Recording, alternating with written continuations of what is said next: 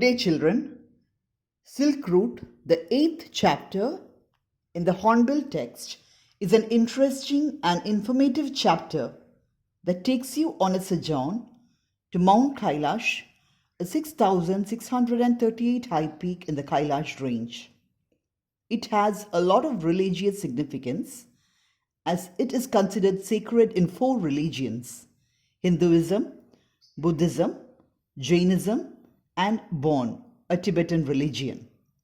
This excerpt is from a travelogue by Nick Middleton, a geographer, writer, and TV presenter, and a lecturer at Oxford University. The title Silk Road refers to a long trail that led from Europe in the west to China in the east. Traders traveled along this route centuries ago, resulting in development and flowering of great civilizations. Silk was one of the main items traded. This chapter is divided into 2 videos. Let's begin. Video 1. Silk Road. A flawless half moon floated in a perfect blue sky on the morning we said our goodbyes. Extended banks of cloud like long French loaves glowed pink as the sun emerged to splash the distant mountain tops with a rose-tinted blush. Now that we were leaving Rao, Lamo said she wanted to give me a farewell present. One evening I had told her through Daniel that I was heading towards Mount Kailash to complete the Kora, and she had said that I ought to get some warmer clothes. After ducking back into her tent, she emerged carrying one of the long-sleeved sheepskin coats that all the men wore. Seton sized me up as we clambered into his car. "Ah, yes," he declared. "Drogba, sir." So the writer Nick Middleton describes the perfect weather as he starts from Rao, a town in Tibet, where he had halted for a few days. Lamo, a native woman, gave him a farewell present because he had told he was heading towards Mount Kailash to complete the Kora, a full circle around the peak Mount Kailash. That's a pilgrimage. She gave him a long-sleeved sheepskin coat worn by the native men to keep himself warm as he was going to a colder region. Seton, the driver of the car he hired, noticed the coat and commented, "Drogba," meaning this was usually used by the shepherds. We took a shortcut to get off the Changtang. Seton knew a route that would take us southwest almost directly towards Mount Kailash. It involved crossing several fairly high mountain passes, he said. "But no problem, sir," he assured us, "if there is no snow." "What was the likelihood of that?" I asked. "Not knowing, sir, until we get there." So Seton was familiar with the terrain and knew a shortcut to the southwest which would take them to Mount Kailash. It involved crossing several high mountain passes. This route was considered convenient by the travelers provided there was no snow, and one could know only when one reached there. From the gently rolling hills of Rao, the shortcut took us across vast open plains with nothing in them except a few gazelles that would look up from nibbling the arid pastures and frown before bounding away into the void. Further on, where the plains became more stony than grassy, a great herd of wild ass came into view. Seton told us we were approaching them long before they appeared. "Kiang," he said, pointing towards the far-off pall of dust.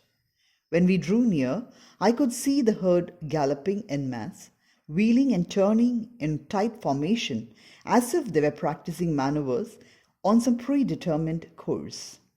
Plumes of dust billowed into the crisp, clean air.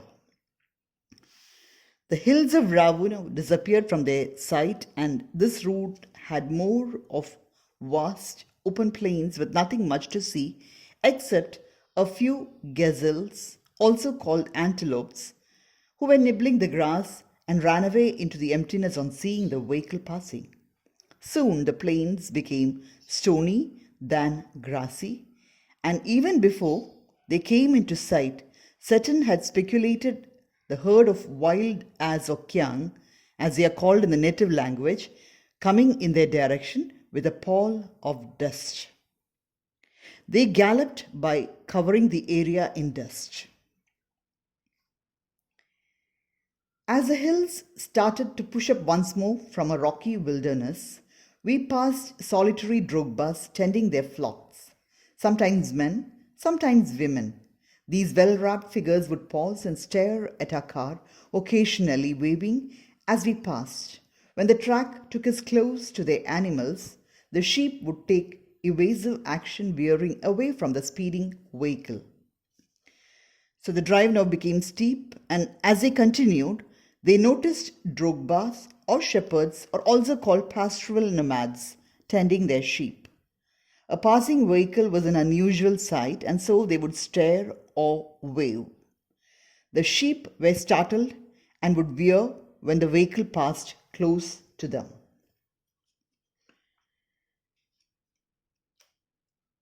We passed nomads' dark tents, pitched in splendid isolation, usually with a black dog, a Tibetan Mastiff, standing guard. These beasts would cock their great big head when they became aware of our approach and fix us in their sights. As we continued to draw closer, they would explode into action, speeding directly towards us like a bullet from a gun and nearly as fast.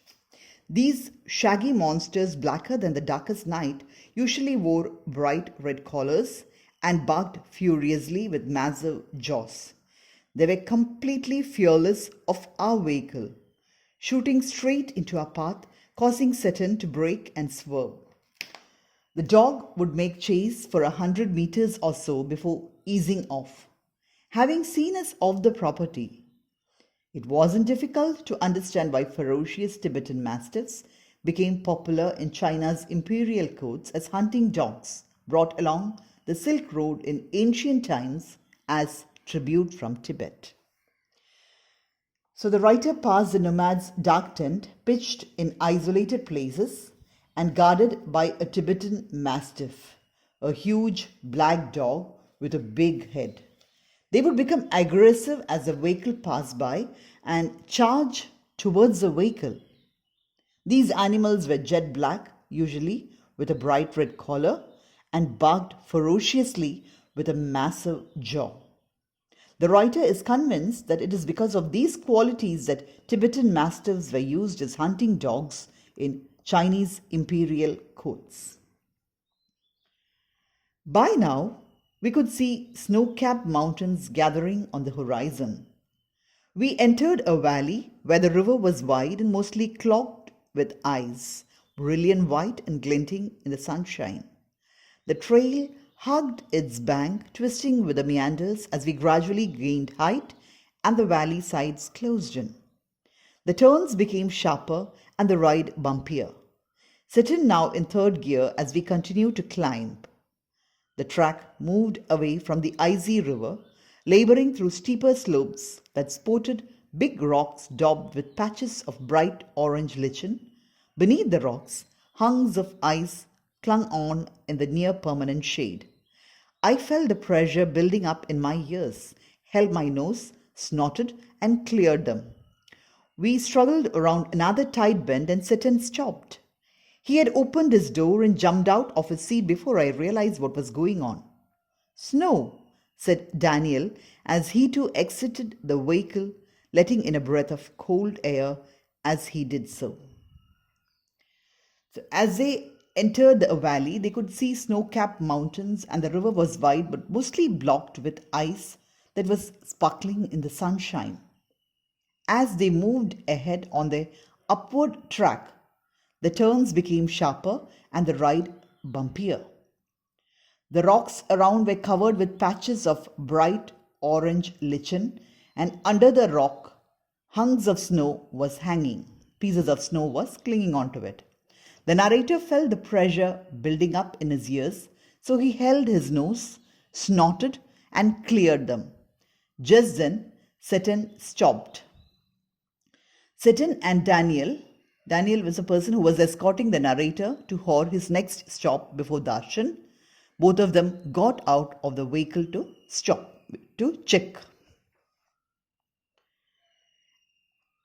A swath of white stuff lay across the track in front of us, stretching for maybe 15 meters before it petered out and the dirt trail reappeared. The snow continued on either side of us, smoothing the abrupt bank on the upslope side. The bank was too steep for our vehicle to scale, so there was no way around the snow patch. I joined Daniel as Seton stepped on to the encrusted snow and began to slither and slide forward, stamping his foot from time to ascertain how sturdy it was. I looked at my wristwatch. We were at 5,210 meters above sea level. So it continued to snow. Now the snow that had collected was too steep for their vehicle to scale. So there was no way of going around the snow patch. The narrator looked at his wristwatch and realized that they were at 5,210 meters above the snow level. The snow didn't look deep to me, but the danger wasn't its depth, Daniel said, so much as its icy top layer. If we slip off, the car could turn over, he suggested, as we saw Seton grab handfuls of dirt and fling them across the frozen surface. We both pitched in, and when the snow was spread with soil, Daniel and I stayed out of the vehicle to lighten Seton's load. He backed up and drove towards the dirty snow, eased the car on its icy surface, and slowly drove its length without apparent difficulty. 10 minutes later, we stopped at another blockage. Not good, sir, Seton announced as he jumped out again to survey the scene. This time he decided to try and drive round the snow. The slope was steep and studded with major rocks, but somehow Seton negotiated them. His four-wheel drive vehicle lurching from one obstacle to the next. In doing so, he cut off one of the hairpin bends, regaining the trail further up where the snow had not drifted. I checked my watch again as we continued to climb in the bright sunshine.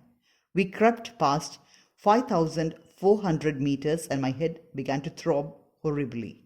I took gulps from my water bottle, which is supposed to help a rapid ascent.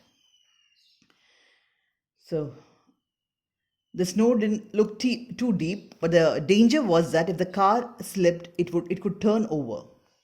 Seton, as a solution, grabbed handfuls of soil and threw it across the frozen surface of ice. Daniel, a narrator, stayed out of the vehicle to lessen Seton's load. He backed and drove towards the dirty snow, and without any difficulty, the car moved on. But after 10 minutes of driving, there was again another obstacle. Seton assessed the scene, and this time he decided to drive around the snow. It was a steep slope scattered with big rocks, but Seton got past them. The narrator checked his watch again. They were 5,400 meters above sea level, and his head began to ache terribly. He gulped a little water for relief. We finally reached the top of the pass at 5,515 meters. It was marked by a large cane of rocks festooned with white silk scarves and ragged prayer flags. We all took a turn round the cane in a clockwise direction, as is a tradition, and Seton checked the tires on his vehicle. He stopped at the petrol tank and partially unscrewed the top, which emitted a loud hiss. The lower atmospheric pressure was allowing the fuel tank to expand. It sounded dangerous to me. Maybe, sir, Seton laughed, but no smoking. So when they reached the top of the pass at 5,515 meters, they noticed large heaps of rock decorated with white silk scarves and ragged prayer flags. All of them took a clockwise round them, as is a tradition. Seton checked the tires on his vehicle. He stopped at the petrol tank. The lower atmospheric pressure was allowing the fuel to expand. creating a hissing sound when the cap was unscrewed. It sounded dangerous to the narrator, but Satan was cool and said that the only caution they had to take was no smoking. My headache soon cleared as we careered down the other side of the pass. It was 2 o'clock by the time we stopped for lunch. We ate hot noodles inside a long canvas tent, part of a work camp erected beside a dry salt lake. The plateau is pockmarked with salt flats and brackish lakes, vestiges of the Tethys Ocean, which bordered Tibet before the great continental collision that lifted it skyward. This one was a hive of activity, men with pickaxes and shovels trudging back and forth in their long sheepskin coats and salt-encrusted boots. All wore sunglasses against the glare as a steady stream of blue trucks emerged from the blindingly white lake laden with piles of salt. So the narrator was soon relieved of headache as they went to the other side of the pass. At 2 o'clock, they stopped for lunch and ate hot noodles inside a long canvas work tent put up beside a dry salt lake. The plateau is covered with spots of salty desert area and salt lakes, leftovers of the Tethys Ocean, which surrounded Tibet.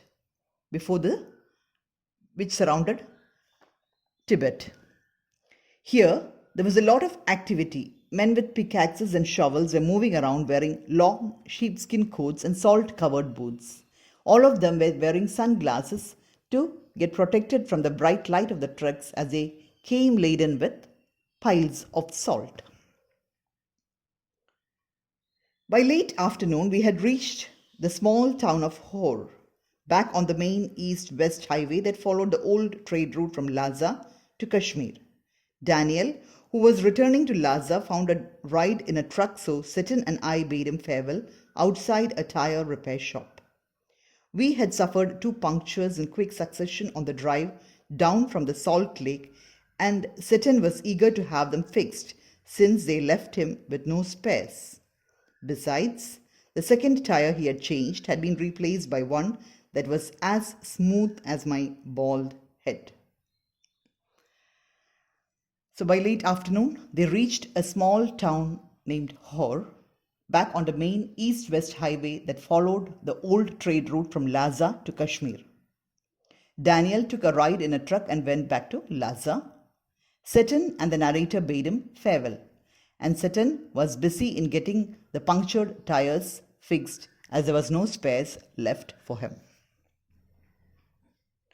Hor was a grim, miserable place. There was no vegetation whatsoever, just dust and rocks, liberally scattered with years of accumulated refuse, which was unfortunate given that the town sat on the shore of Lake Mansarovar, Tibet's most venerated stretch of water.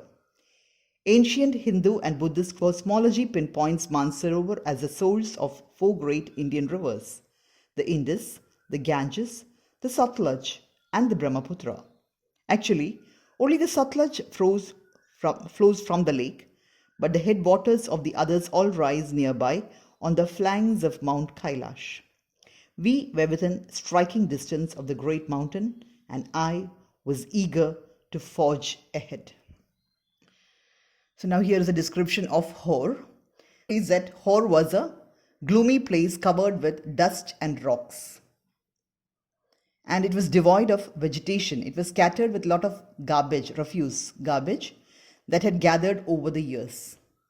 It was regrettable as this town was on the shore of Lake Mansarovar, Tibet's most sacred lake. Ancient Hindu and Buddhist study of universe pinpoints that Mansarovar is a source of 4 great Indian rivers: the Indus, the Ganges, the Satluj, and the Brahmaputra. Actually, only the Satluj flows from this lake, but the headwaters of the others all rise nearby on the sides of Mount Kailash. But I had to wait. Seton told me to go and drink some tea in Ho's only cafe, which, like all the other buildings in town, was constructed from badly painted concrete and had 3 broken windows. The good view of the lake through one of them helped to compensate for the draft. I was served by a Chinese youth in military uniform who spread the grease around on my table with a filthy rag before bringing me a glass and a thermos of tea. Half an hour later, Seton relieved me from my solitary confinement and we drove past a lot more rocks and rubbish westwards out of town towards Mount Kailash. So now they had tea in Hose Only Cafe, which, like all the other buildings in town, was built from badly painted concrete and had 3 broken windows. But through the window, he could have a good view of the lake. A Chinese youth in military uniform served him tea. After half an hour's stop, they drove westward out of town towards Mount Kailash. That brings us to the end of session 1 of the Silk Route. Thank you, children.